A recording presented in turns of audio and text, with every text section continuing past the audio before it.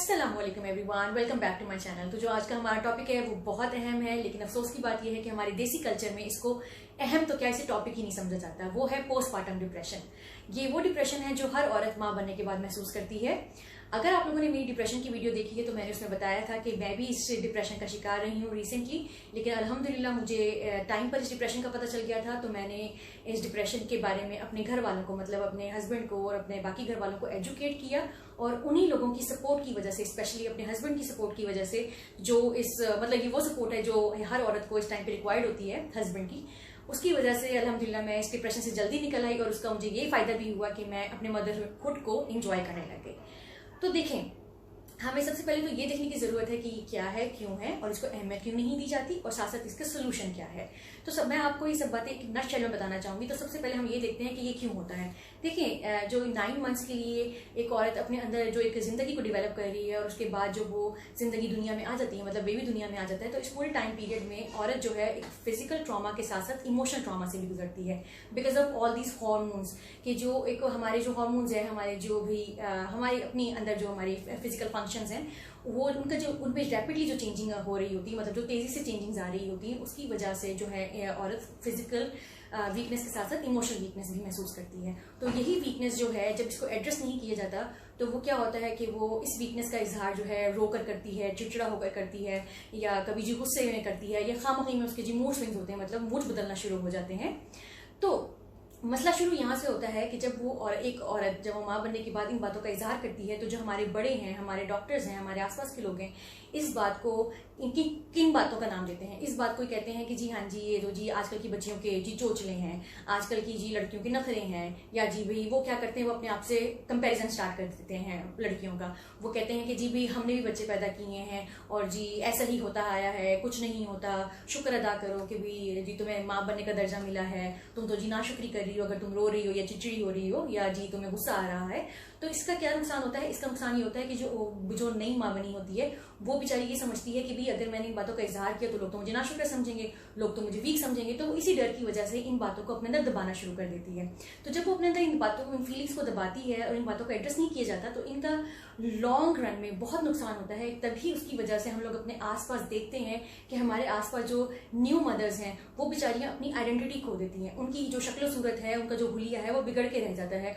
उनको कंगा करने का, उनको मुंह धोने का टाइम नहीं मिलता, वो चिड़चिड़ी रहना शुरू कर देती हैं। वो जी अपने किसी भी रिलेशन में, अपनी किसी भी कैपेसिटी में अच्छा परफॉर्म नहीं कर पाती हैं, और उन सब की वजह से सिर्फ यही है। तो देखें,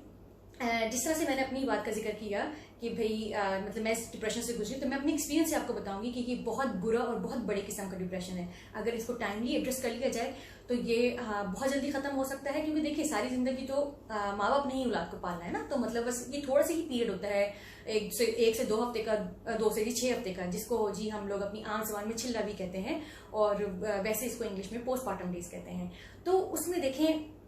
जो एक औरत है उसने वो इमोशनली वीक होना ही होना है एट ऑल कॉस्ट। तो हम इसमें क्या कर सकते हैं? हम इसमें ये कर सकते हैं कि हम उसकी सपोर्ट बन सकते हैं। मतलब देखिए ना, हम लोग इस 40 डेज में जो चीज को हम चिल्ला कहते हैं, उसमें हम लोग अपने देसी कल्चर में औरत का ये ख्याल रखने की कोशिश करते हैं कि फिजिकल स्ट्रेंथ उसकी वापस आ जाए, कि हम उसे यखनी देते हैं, या जी पंजीरी देते हैं, या जी गर्म दूसरी किस्म की गर्म चीजें देते हैं कि जी वो जल्दी से फिजिकली ठीक हो जाए और भी अपना काम करना शुरू कर दे। तो देखिए, उसी पीरियड के अंदर अंदर हम लोगों को चाहिए कि जब वो अपनी इमोशन का इजहार हमारे सामने करे, मतलब हमारे सामने रोती है, या जी हमारे सामने परेशान होती है, या हमारे सामने जी चिड़चिड़ी हो रही है, या उसे गुस्सा आ रहा है, तो हम सब्र तहम्मुल से उसकी बात को सुने। ठीक है, अब जब हम सुनते हैं उसकी बात को, तो उसमें प्लीज सुनने का मतलब ये है कि आप वाकई सुने। उसमें ये ना करें कि आप अपने कंपैरिजन बताना शुरू कर दें, जी अपने टाइम की बातें शुरू कर दें, जी हमारे टाइम पे ये होता था, या हमारे टाइम पे वो होता था, या हम जी 2 दिन बाद खड़े हो गए थे, या हम 10 दिन बाद खड़े हो गए थे, हमने आराम नहीं किया तो हमने ये नहीं किया। प्लीज इन सब बातों को साइड पे रखकर उस थोड़े से टाइम पीरियड के लिए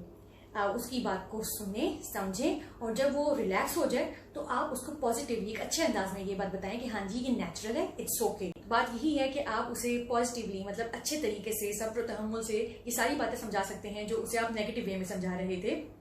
कि वो माँ बनी है, उस पर बड़ी जिम्मेदारी आ गई है, उसे एक बड़ा दर्जा मिला है, और उस पर जी सारी जिंदगी के लिए ये जिम्मेदारी होगी एक माँ बनने की। तो इन सब बातों को जब आप प्यार से समझाएंगे तो वो ज्यादा अच्छे से समझ लेगी। फिर आप जिस मर्जी रिलेशन में हैं, चाहे जी आप ससुराल के रिलेशन हैं, चाहे जी आप घर वालों के रिलेशन में, चाहे आप उसके दोस्त हैं जो एक नई माँ बनी है, तो आप सब मिलकर उसे इस बात में सपोर्ट कर सकते हैं, और इस बात में सपोर्ट करना भी चाहिए क्योंकि ये बहुत छोटे पीरियड के लिए। और इस सब के साथ साथ मैं जो रिक्वेस्ट करूंगी, जो मेरी स्पेशल रिक्वेस्ट है, वो है हस्बैंड से। ये जितने भी जो हमारे ये मर्द हजरात हैं, जो शौहर हैं कि जी हाँ जी, मतलब जो बाप बने हैं, आई नो कि जी वो भी इस डिप्रेशन का शिकार होते हैं, लेकिन ये डिप्रेशन उनके अंदर as compare to the mothers कम होता है, क्योंकि उनमें ये सिर्फ इमोशनली होता है कि हाँ जी भाई उन पर एक नई जिम्मेदारी आ गई है, उनकी जिंदगी में नई एडिशन हो गया है, उसको वो कैसे मैनेज करेंगे। लेकिन औरत का डिप्रेशन इसलिए ज्यादा होता है क्योंकि वो फिजिकल ट्रॉमा से भी गुजर चुकी होती है। तो प्लीज वो अपनी बीवी की एक बेस्ट सपोर्ट बन सकते हैं, जिस तरह से मैंने आपको अपने एक्सपीरियंस के थ्रू बताया है कि just because of my husband support के अल्हम्दुलिल्लाह मैं इस बात से निकली हूँ बाहर, अपने मदरहुड को एंजॉय कर रही हूँ और आप लोगों के सामने भी हूँ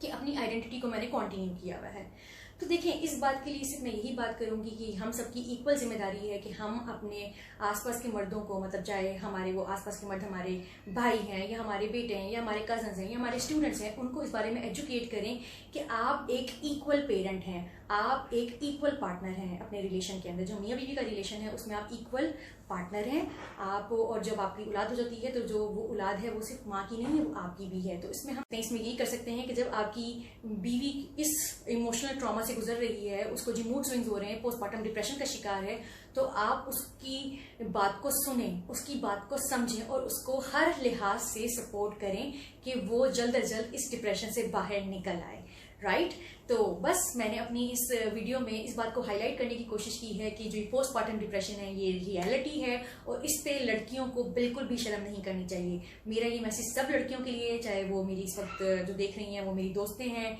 या जी मेरी स्टूडेंट्स हैं या जी और कोई लोग हैं, कि प्लीज आप इस डिप्रेशन को पे शर्मिंदा मत हो। अगर आप कोई चीज ये फील कर रही हैं इन बातों में से, तो इस बात को जरूर एड्रेस करें, इस बात को जरूर बताएं, स्पेशली अपने हस्बैंड को। तो बस मैं ये समझती हूँ कि हम सब एक दूसरे की स्ट्रेंथ बन सकते हैं, एक दूसरे की पावर बन सकते हैं और एक दूसरे को प्यार मोहब्बत से, सब्र तहम्मुल से